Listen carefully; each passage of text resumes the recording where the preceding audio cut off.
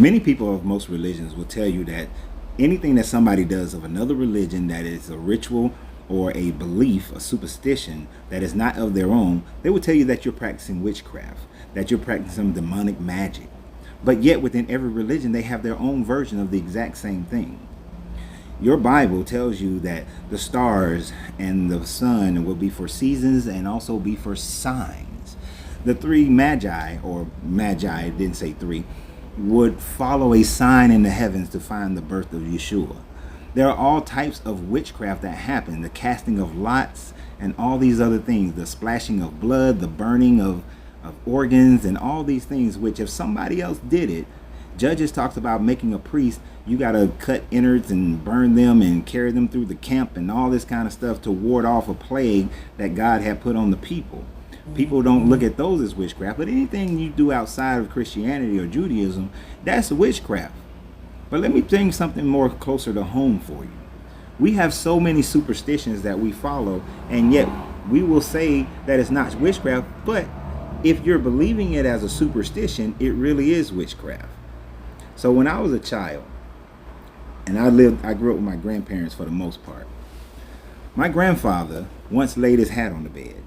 My grandmother quickly grabbed the hat and she was like, "No, you're going to bring bad luck into the house."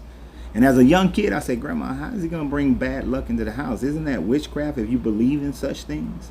My grandfather had his foot was swept by a broom, and he took the broom, he spat on it, and he cracked the broom over his knee because he wanted to break the bad luck.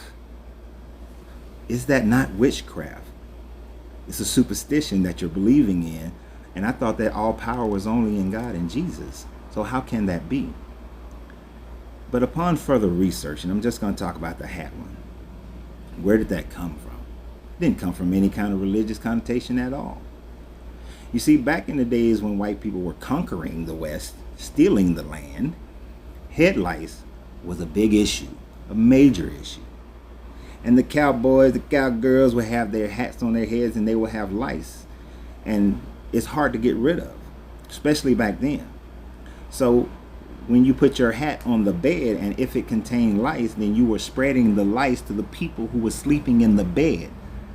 So that's where the whole thing of don't put your hat on the bed actually comes from.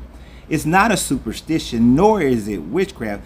It's public health issues for that day, but it has become witchcraft, superstitions to us in our time.